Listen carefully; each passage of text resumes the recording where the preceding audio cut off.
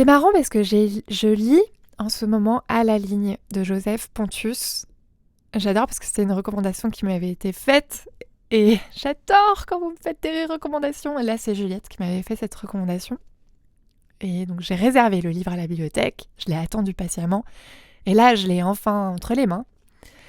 J'avais commencé à le lire et j'avais oublié de mettre un marque-page, donc je l'ai relu depuis le début. Et il y a cette petite phrase ce matin, en buvant mon café, qui a sonné pas comme elle avait sonné à la première lecture. C'est-à-dire qu'à la première lecture, j'étais passée dessus et je l'avais pas imprimé. Ça n'avait pas fait tilt. Et là, j'ai eu ce « Oh, waouh !» Ah Il cite Barbé d'Aurevilly. En fait, je réalise que j'ai toujours lu ce nom, mais je ne l'ai jamais dit à haute voix. Barbé d'Aurevilly. Dans je ne sais plus quoi, il dit écrivez en substance. Donc c'est pas une vraie citation sortie dans ses livres. Je crois il se rappelle de cette idée-là. J'écris comme je parle quand l'ange de feu de la conversation me prend comme prophète.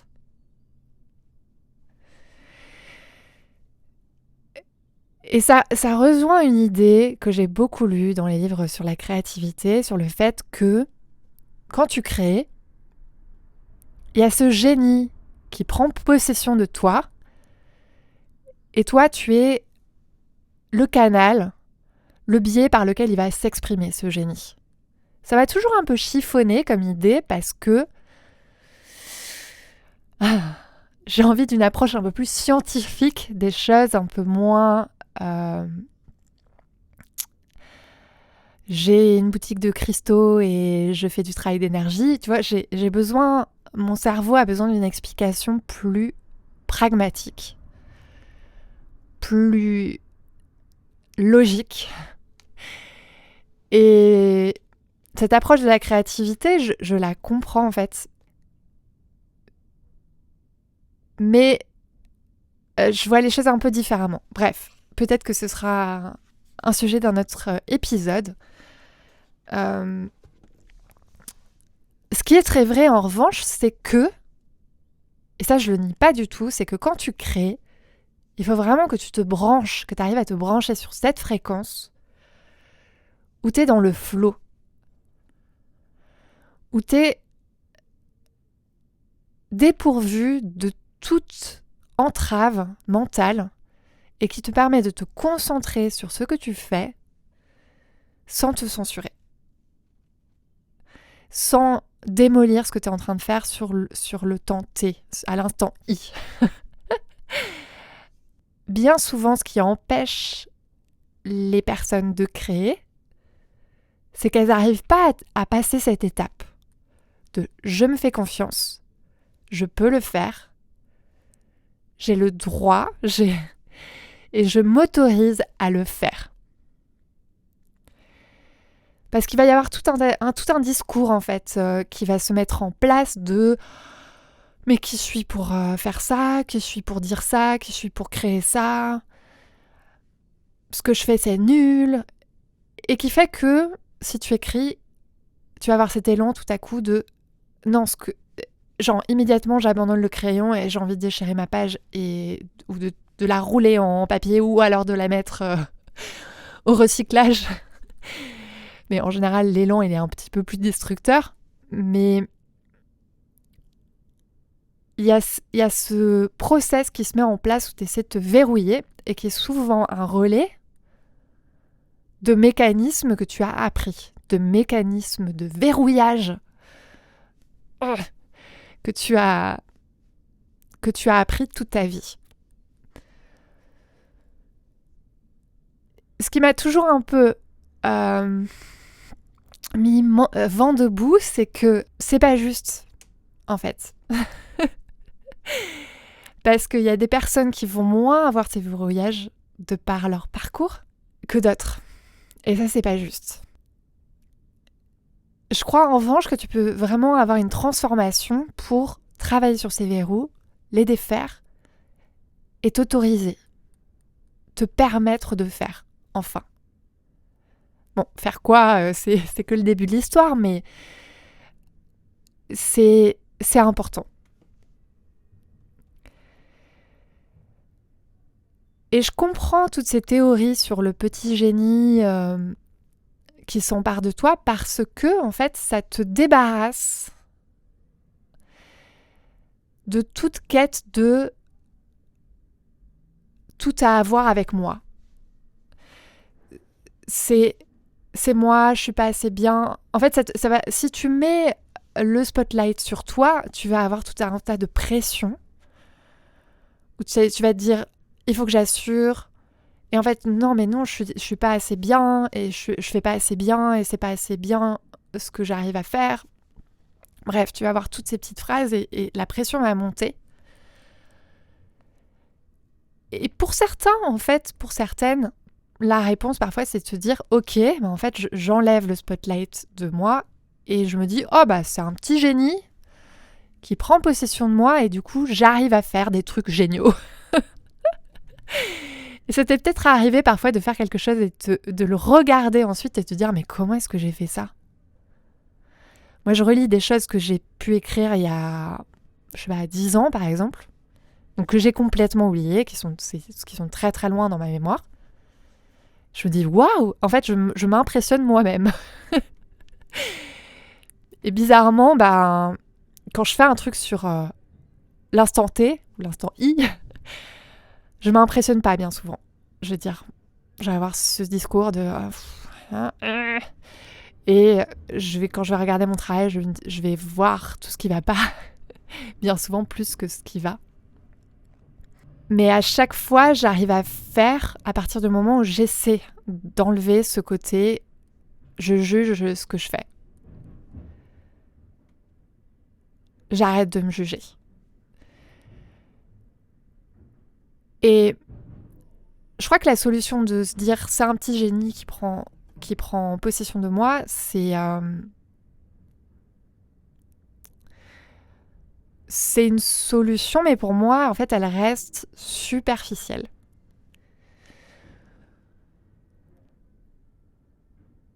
Pour moi, ta transformation, elle se fait aussi à partir du moment où tu comprends la façon dont tu vas te débarrasser des choses qui te bloquent, de tes blocages. Ça ne veut pas dire que les blocages vont disparaître instantanément, que tu vas trouver une formule magique qui va les faire voilà, les déverrouiller et tout. Il n'y a pas de formule magique. Mais je trouve qu'il y a un... enfin, voilà. C'est renouer avec son ange de feu, dont parle Joseph Pontus, qui, dans sa citation... l'ange de quand il parle de l'ange de feu, de la conversation qui le prend comme prophète, je trouve que c'est important de savoir comment l'appeler, cet ange de feu. Parce qu'en fait, pour moi, il ne faut pas juste l'attendre. Il ne faut pas juste attendre que ton petit génie débarque et prenne possession de toi et tout à coup, waouh, voilà, ta vie va changer. Et tu vas te mettre à créer, et tu vas être prolifique et... Tous les créateurs, créatrices qui sont prolifiques et sont dans une lutte permanente, en vrai. Et ils ont appris à ce que cette lutte soit... Alors, je sais pas si elle est moins difficile, mais ils ont appris à vivre cette lutte. Ça fait très... ça fait pas très pacifique dit comme ça, mais pour créer, il faut que tu sois dans la persévérance, dans la constance. Tu peux pas attendre que les choses t'arrivent. Tu peux pas attendre que l'inspiration te vienne. Pour moi, l'inspiration, c'est vraiment un travail actif, en fait. C'est un processus en continu. Tu peux chercher l'inspiration quand tu vas te dire « Ah, aujourd'hui, je cherche l'inspiration, je vais aller sur Pinterest, faire un tableau, regarder des images qui t'inspirent, qui te stimulent. » Et je crois que quand tu veux vraiment créer quotidiennement, il faut que tu apprennes à nourrir ton inspiration en continu.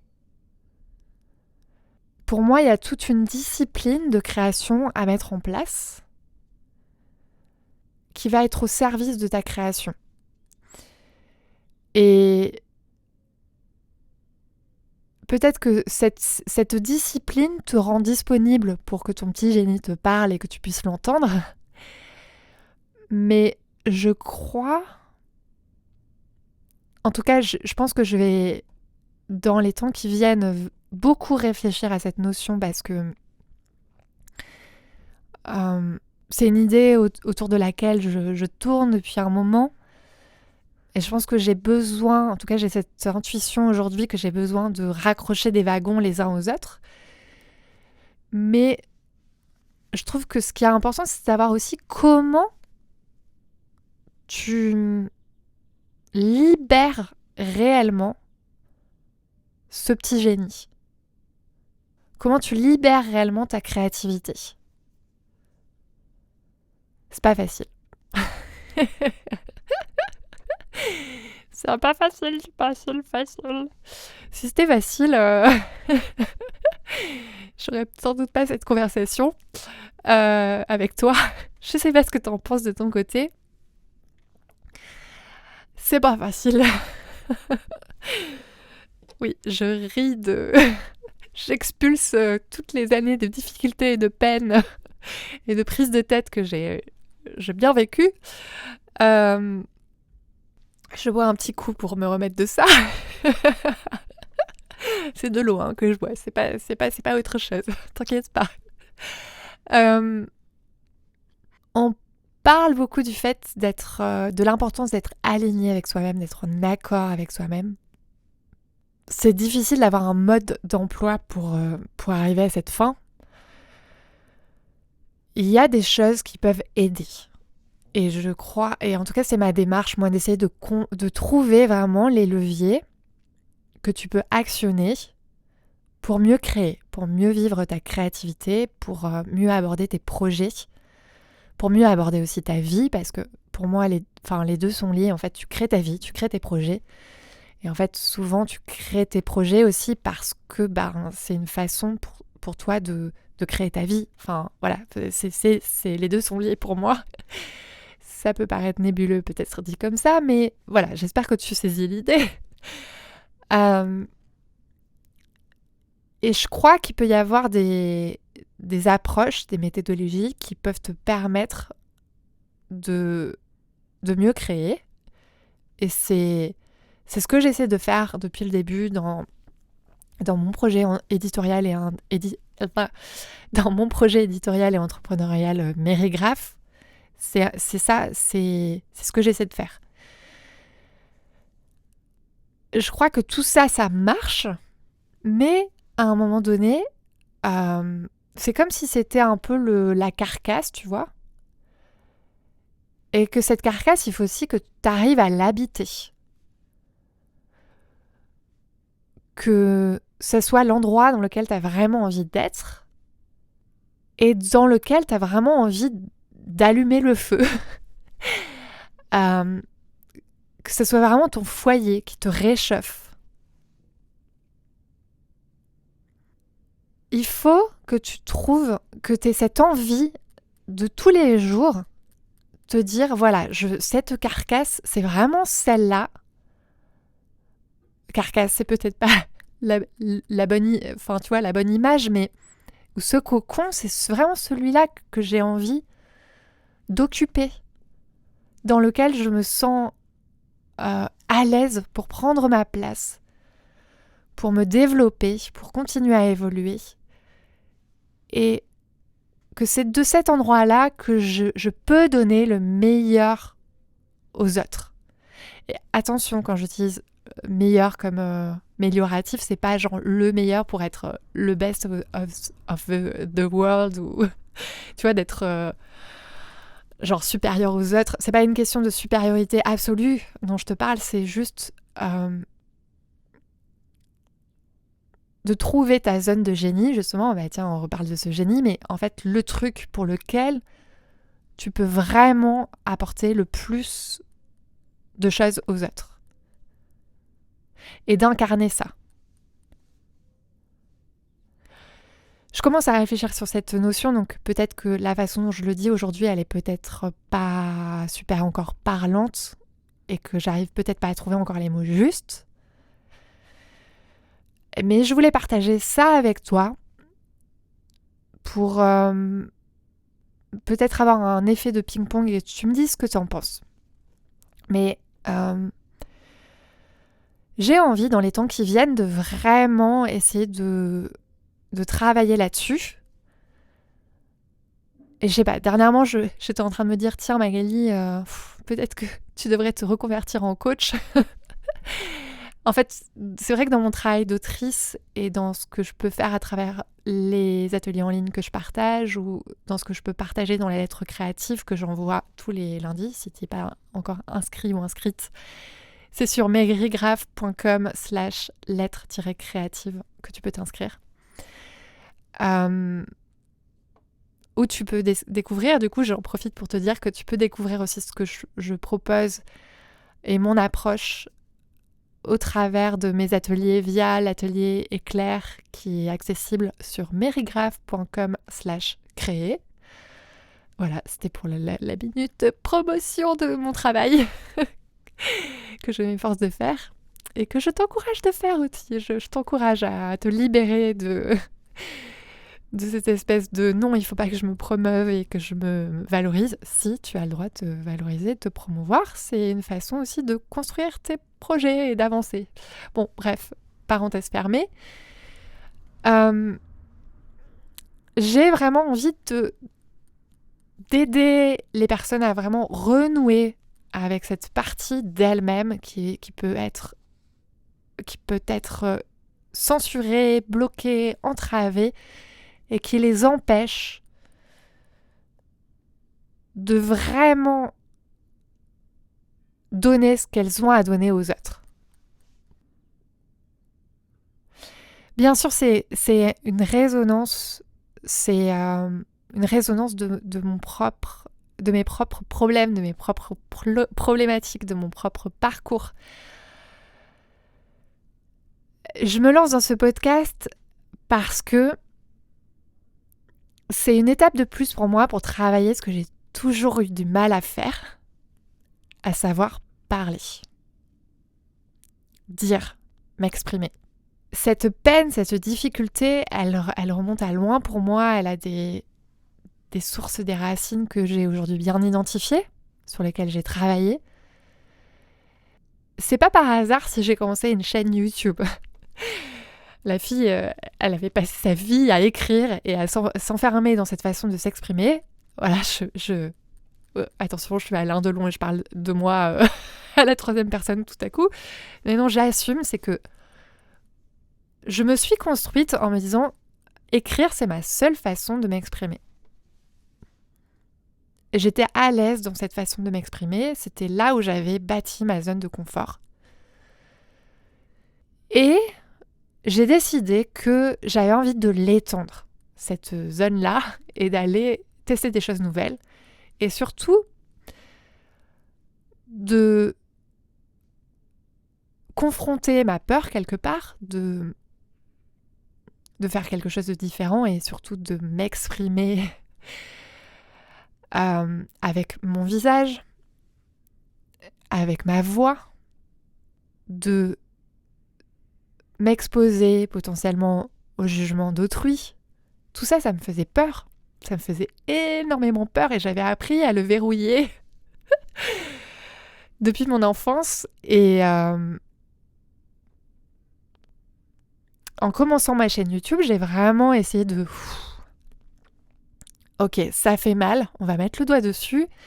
Et j'ai peut-être cherché à me prouver des choses à moi-même aussi. Je veux me prouver que j'en suis capable. Je comprends pas pourquoi. Et c'était une façon aussi d'essayer de creuser le sujet. Pourquoi est-ce que c'est aussi difficile pour moi? Je pense que ça m'a amené à entamer une évolution personnelle profonde.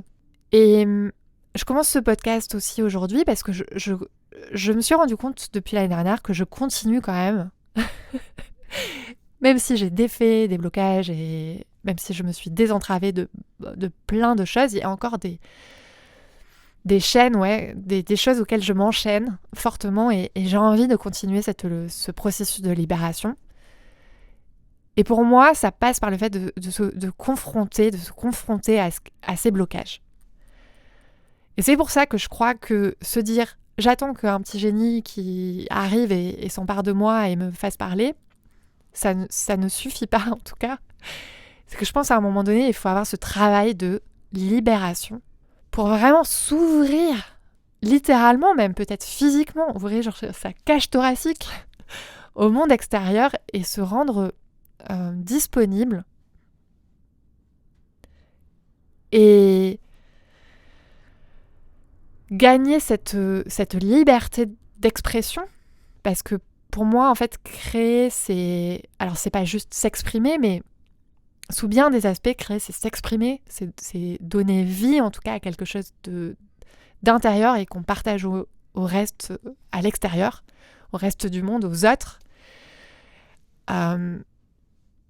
C'est une action qui est purement sociale, elle n'est pas juste égoïste, j'ai envie de créer tout ça. Enfin, ouais, tu peux créer pour toi, mais je pense que tu le fais aussi pour te sentir bien dans ce monde et pour être en mesure d'évoluer dans ce monde et donc d'évoluer avec les autres.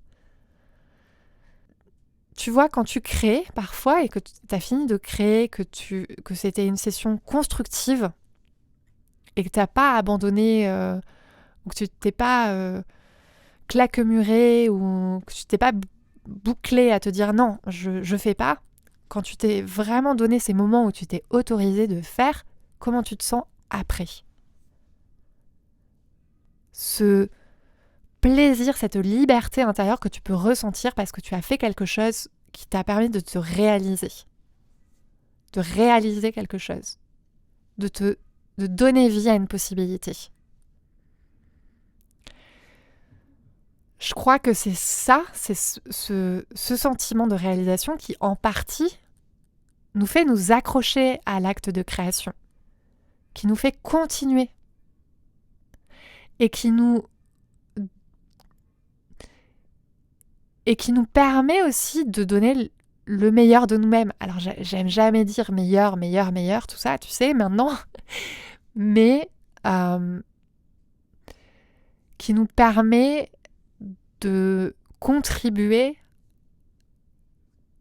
dans ce vaste monde qui nous fait peur.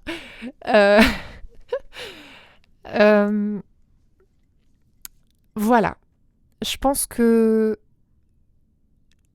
je vais laisser ces idées te mariner en toi. Elles vont mariner de mon côté certainement. J'arrive à un moment dans ma vie où après des années de tergiversation, d'expérimentation, c'est comme si j'avais envie d'ouvrir vraiment complètement les volets, les portes, les fenêtres et de faire passer enfin l'air, tu vois. De faire enfin passer quelque chose et d'arrêter de me bloquer et Et ça m'a demandé du travail, de la maturation, de l'évolution d'en arriver là. Mais j'aimerais vraiment essayer de travailler sur comment en arriver là.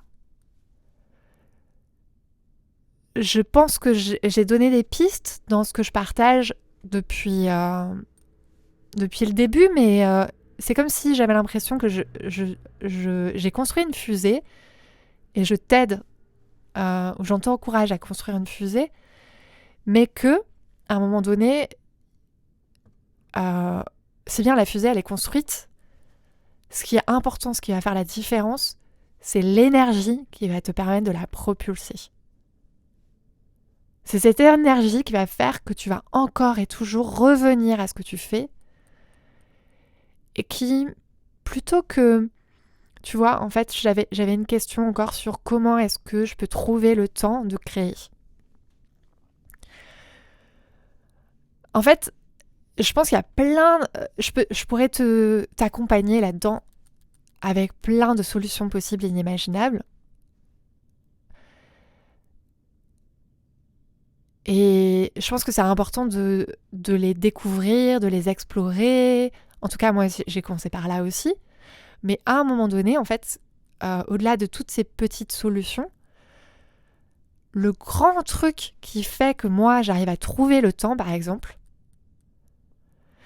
c'est que à un moment donné, j'allume le feu. Coucou Johnny. Et que c'est ça, en fait, qui fait que je vais me motiver. Trouver vraiment la motivation de faire.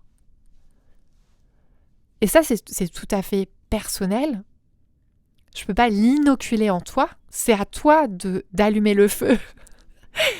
Mais tu vois, t'as ta petite étincelle et quand t'as créé, t'es contente que cette petite étincelle se soit manifestée. Comment toujours garder cette flamme olympique allumée? C'est ça, je pense que c'est ça c'est un truc important, capital, et c'est là-dessus que j'ai envie de... En tout cas, c'est vraiment un chantier de travail et de réflexion que j'ai envie d'ouvrir là. Donc, voilà. Dis-moi si ça te botte que j'ouvre ce chantier-là, ce que toi tu aurais apporté comme réflexion, petit commentaire, critique. Je suis ouverte à toute critique constructive, du moment où ce n'est pas juste du sabotage.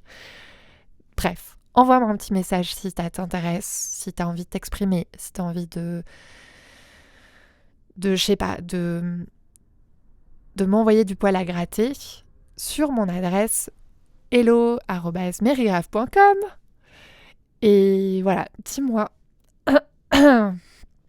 J'espère que tu vas bien. À l'heure où j'enregistre cet épisode de podcast, j'ai pas encore lancé mon podcast vraiment officiellement. Je me mets à enregistrer un épisode de ci, de là. J'ai pas encore... Voilà, je le fais quand j'ai envie. Mais j'essaie de le faire chaque semaine. Donc je vais avoir en fait des épisodes d'avance par rapport aux messages que je vais recevoir.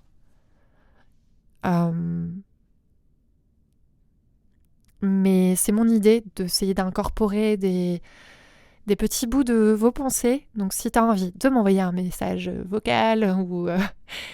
ça se trouve, je ne sais pas du tout comment je vais gérer ça, mais en fait, voilà, c'est une bouteille que je, que je lance à la mer. On verra où est-ce qu'elle atterrit. Je te dis à très bientôt et surtout, chouchoute-toi bien, prends bien soin de toi et prends ton temps dans toutes tes problématiques, quelles qu'elles soient. Et voilà. À la prochaine!